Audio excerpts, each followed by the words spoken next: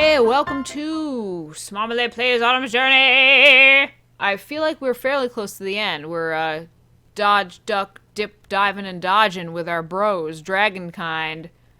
We're also humping them in the back of caravans on the way back home. One last screw. Let's have it. And it was all coming to an end. Not that we could help it. They had amends to make for running anyway. Away, not anyway. And now that we'd uncovered something rather disquieting, they had to return and report to their masters. Once we reached Berry, the driver was kind enough to wheel us directly outside of my family home. I eagerly hopped out of the wagon. It was evening and I could see light from within my house. I had barely touched the doorknob when the entrance flew open and my mother hugged me tightly. "Mom!" For a moment I couldn't breathe because she was embracing me so tightly. When she finally let go, she grabbed my shoulders and examined me. "You're home! Congratulations on saving the world!" "Mom, I didn't do anything that amazing." "Did you become a knight?" ... Your whole shit's corrupt, Mom. Way to tell me, thanks. "Are you happy?" Yeah. "Yeah, I'm glad I went." She hugged me a second time. "That's what the mother really wants to hear." She glanced up. "Come in. We're going to have dinner ready in a bit. You're probably all starving. Dragons in my house. Come on, I love you. Your dad's currently preparing some warm apple cider." Why the fuck did I just go out of the voice? "And then Mom, stop being a dude." "Nice, I haven't had that since last year." After Mom ushered us in, she disappeared around the corner while I pulled up a seat at the table. Carrie even joined us this time. "What's apple cider?" It's a sweet liquid. Tastes like, well, apple tarts." He stood up and slammed both palms on the table. "I went through the whole journey without knowing such a thing exists?"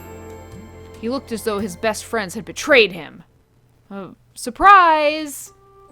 Not deterred, Care decided to see how my dad prepared dinner and vanished as well. I hope my dad isn't making the alcoholic cider. Alcohol? It's something you add to drinks and it makes people silly and giddy. He beamed eagerly. I have a question. Will we be able to partake? I crossed my arms and shook my head fervently. That was a disaster waiting to happen. Oh no, that's banned. I'm not dealing with drunk dragons. Omari looked completely baffled, but inquired no further thanks to my unwavering expression. Regular cider will suffice, promise. We had a festive meal, along with a toast to our journey and the bonds it had forged. We excitedly told our stories, careful to avoid the more sensitive discoveries, as we did not want to cause unnecessary concern. My sides had never hurt so much from laughing before, and my mouth ached from grinning all the time. However, each sip of cider seemed to lose its sweetness whenever I thought about tomorrow. Right, they would leave in the morning. When dinner was concluded, I urged my friends to get some fresh air, since I would help with the cleanup. They would probably want some time to themselves to reflect or visit a location anyway. I trooped up to my room and laid my bag out. Everything felt so familiar and welcoming, like I had never left. Sensing a sort of routine, I snatched up my blanket to use as a shawl. Might as well. This would probably be the last time to meet them like this. Ilmari was settled by one of the apple trees, its orange leaves visible even in the dark. Instead of waiting for me to sit down, he got up eagerly and approached me. Thank you. "Thanks for coming out to see me. I wasn't sure if I should bother you at your house." I wouldn't have minded. Soaking in the scenery one last time? "Yes, I love it here. I'm not sure when I'll be allowed to visit another Heavenkind town again."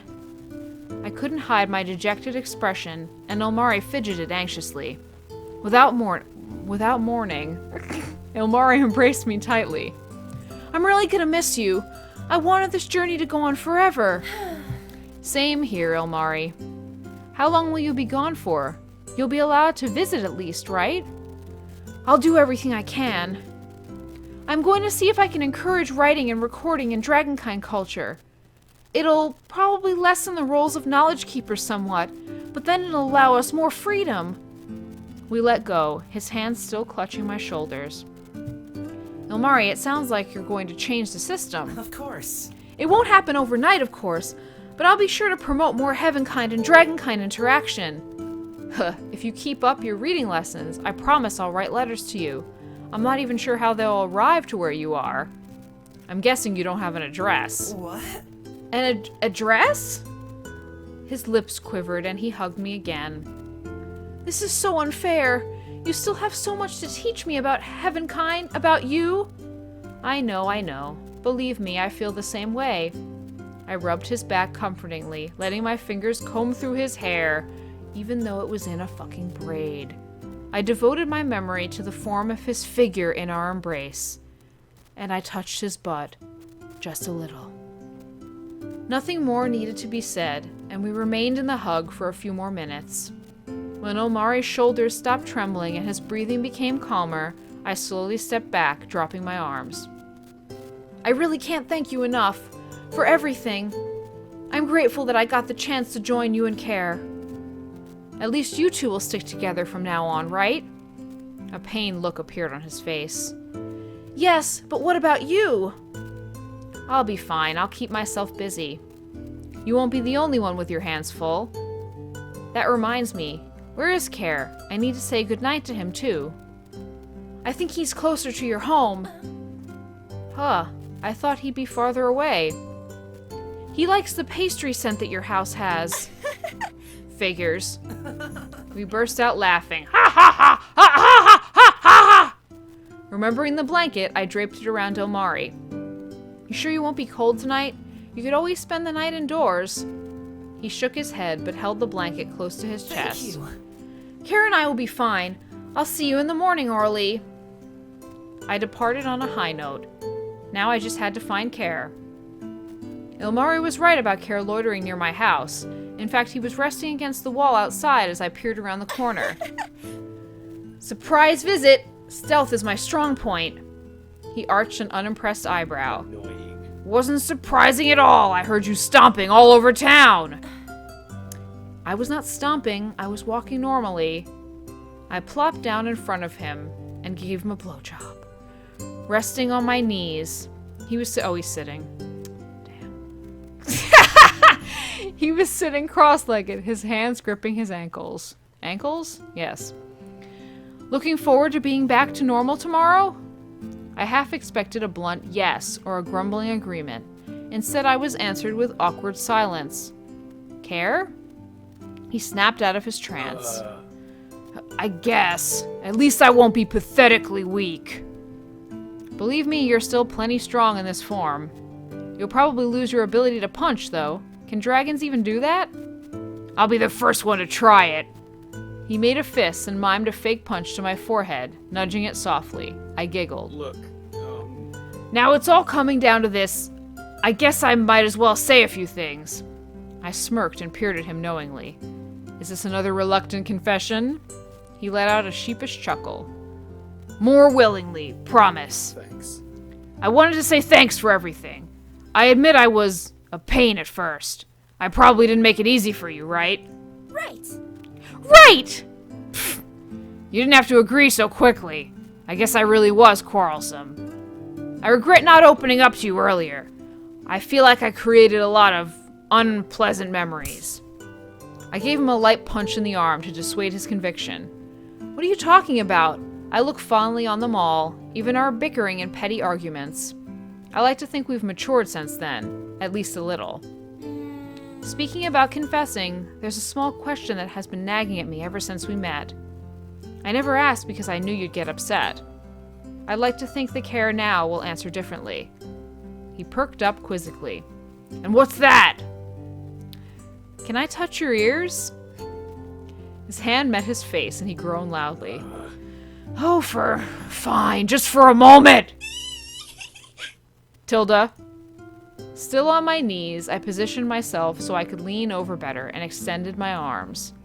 He glowered at me in disgruntlement, but I ignored his expression as my fingers rubbed the shale-like material.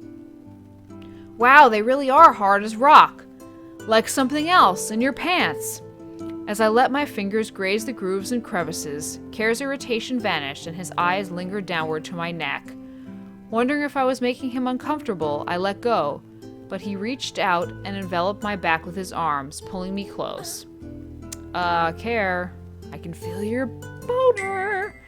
His jaw brushed against my neck, and I felt something moist graze my skin. My body turned rigid, and my mind screamed alarm bells. Back the fuck off. What? I instantly pushed him and fell on my rear. What? Shuffling back and wiping my neck frantically. Stop licking me. What are you doing? Aura! Oh gosh, the comment about dragons eating heavenkind was right. Whoa. Aura! I don't taste good, I swear. I work out a lot, so I'm probably all tough and... Calm down! I was totally putting my paw on you. I thought we were companions. How could you? It's not like that! His proclamation startled me, and I allowed myself to relax. Oh, sorry about that.